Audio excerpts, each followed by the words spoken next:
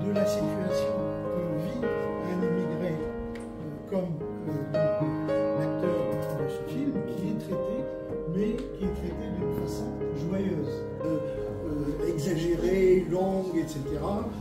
Ça pourrait être choquant pour certains, mais comme le disait Eric, ça nous rappelle en même temps qu'on est dans un pays de liberté. Étranger, après vous venez t'inquiéter chez vous, après vous venez de tout pays, vous devez adapter leur système. Monsieur-là, il est joué un grand rôle, cette film-là.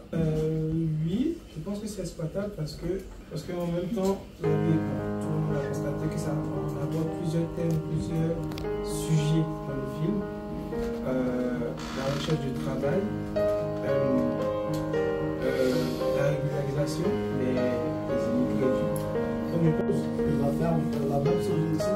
Non, c'est pas ça quand tu venez dans un pays.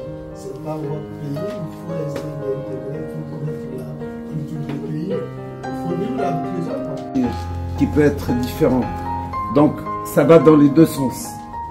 Bien sûr, l'intégration dans la société française nécessite une connaissance de la République, de ses valeurs, mais connaissant son parcours, il apporte énormément de choses parce qu'il a vécu dans le monde du travail, il a été représentant de personnel et il apporte quelque chose d'important et je tiens à le remercier.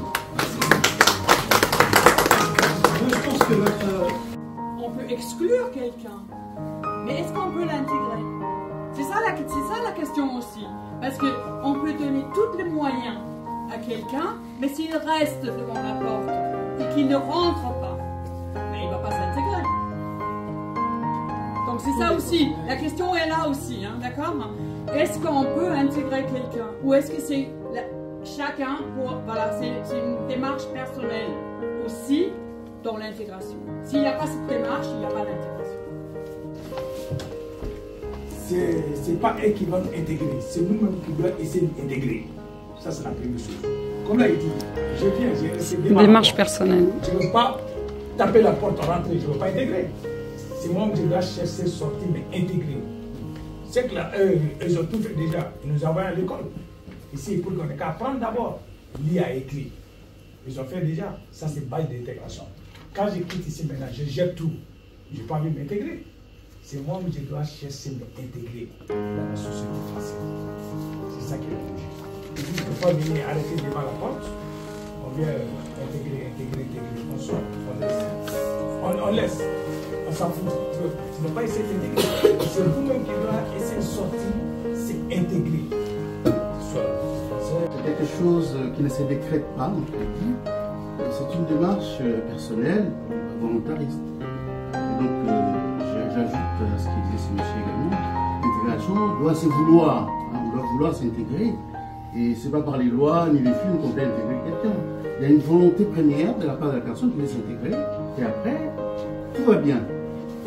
Ça doit être comme ça. Et l'intégration, ça a plusieurs niveaux également. On peut s'intégrer linguistiquement et socialement. Enfin, il y a plusieurs étapes.